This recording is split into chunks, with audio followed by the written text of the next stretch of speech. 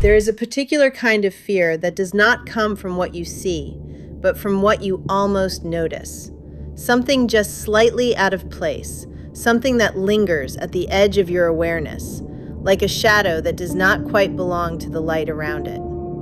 And on a quiet evening in the city of Aurora, Colorado, that kind of fear began not with a scream, nor with a struggle, but with a single unanswered question. Who had been inside the house while she was still there? Because when the police finally arrived, hours too late to stop what had already happened, they would find a home that looked untouched, a life that seemed undisturbed, and yet, hidden within that stillness would be evidence of a presence so deliberate, so patient, that it suggested something far more chilling than a sudden act of violence. It suggested someone who had already been there, long before the crime began.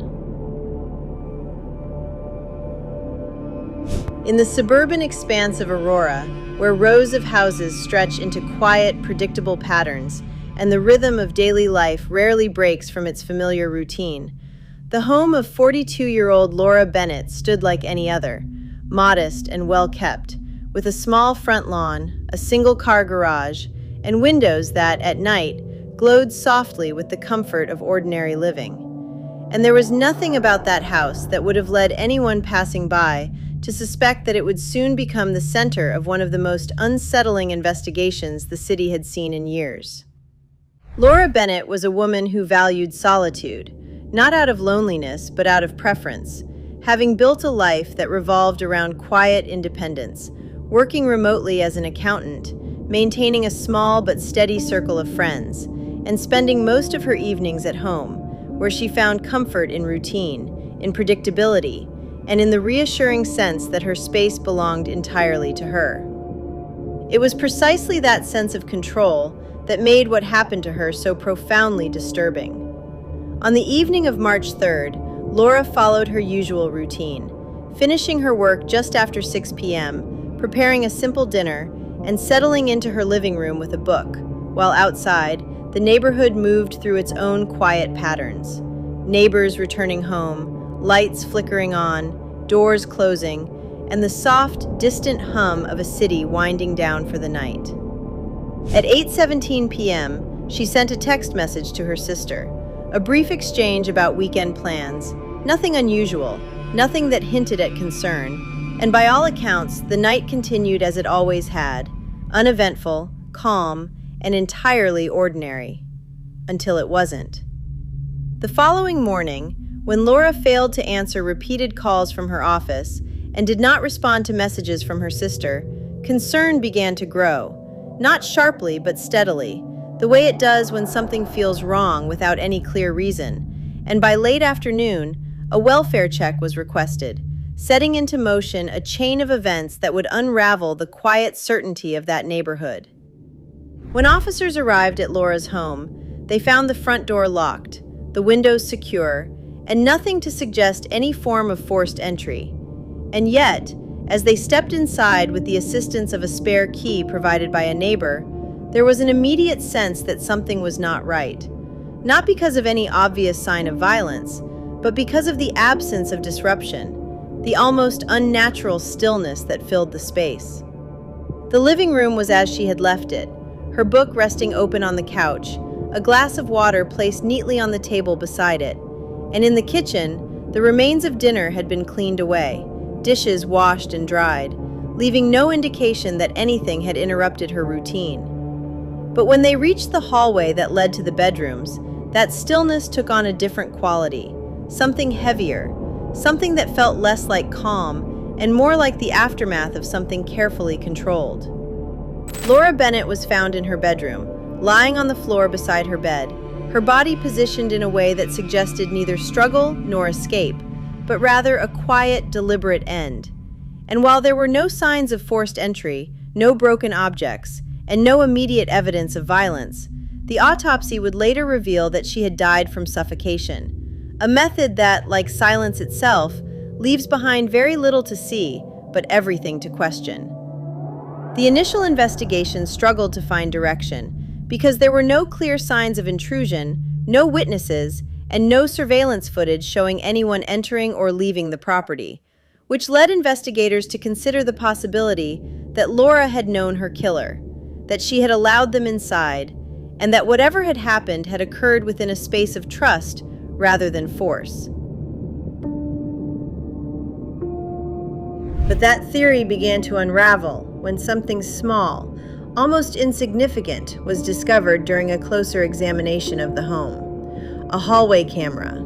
Not a full security system, but a simple indoor camera that Laura had installed months earlier after a series of minor break-ins had been reported in nearby neighborhoods.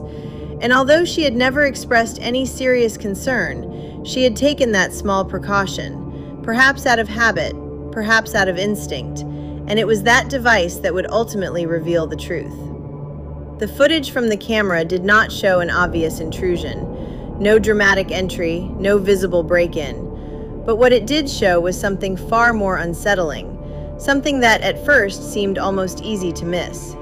At 7:42 p.m., as Laura sat in her living room, visible at the far end of the hallway, reading her book, a shadow appeared. Not sudden, not abrupt, but gradual, as though it had always been there, shifting just enough to be noticed.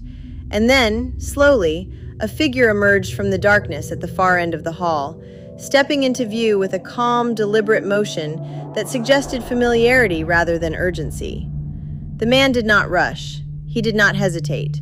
He simply stood there for a moment, watching Laura, inside her own home, without her knowledge. The footage continued. At 7:43 p.m., Laura stood up, leaving the living room and walking toward the kitchen, passing the hallway without ever looking down it, without ever realizing that someone was standing just beyond her line of sight, waiting, observing, and timing his movements with a precision that suggested this was not his first time inside that space. What investigators would later determine was almost impossible to comprehend at first, because the man had not entered the house that evening. He had already been inside, for hours, possibly longer. Further footage revealed that the man had moved through the house in silence, stepping into rooms only when Laura was elsewhere, avoiding detection not through speed, but through patience. And it was this patience that transformed the crime from an act of opportunity into something far more calculated. At 8:29 p.m., Laura entered her bedroom. At 8:31 p.m., the man followed. What happened next occurred outside the camera's view, but the timeline, combined with forensic evidence, painted a clear picture of what had taken place. A confrontation that was brief, controlled, and devastatingly quiet, ending not with chaos, but with the same stillness that investigators would later walk into. The question that haunted the investigation was not just who he was, but how he had gotten in. The answer came from a detail so small it had initially gone unnoticed: the garage. Laura had returned home earlier that day and, as she often did, had left the interior door connecting the garage to the house unlocked, a habit born of routine, not risk. And it was through that single oversight that the man had entered, sometime before she returned, slipping into the house and waiting, not for minutes, but for hours. DNA evidence and facial recognition eventually identified the man as Caleb Turner, a former delivery driver who had been to Laura's home weeks earlier, someone who had seen the layout of the house, noted her routine, and chosen his moment with chilling precision. His arrest came swiftly, but his confession revealed a level of premeditation that left even seasoned investigators unsettled, because he had not intended to break in violently, had not planned a forced entry, but had instead chosen to become part of the house itself, to enter quietly, to remain unseen, and to wait for the moment when his presence would no longer be avoidable. He described the experience in terms that were disturbingly calm, speaking of timing, of opportunity, and of control, as though what he had done was not an act of violence, but an exercise in patience.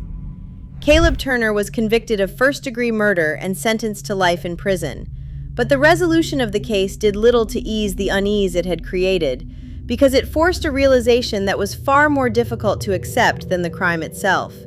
That sometimes the danger does not come from someone breaking into your life, but from someone already inside it, waiting in the spaces you do not see, moving in the moments you do not notice, and choosing the exact second when your sense of safety becomes nothing more than an illusion. And even now, in quiet neighborhoods just like that one, where doors are locked and windows are closed, there remains a question that lingers just beneath the surface of ordinary life.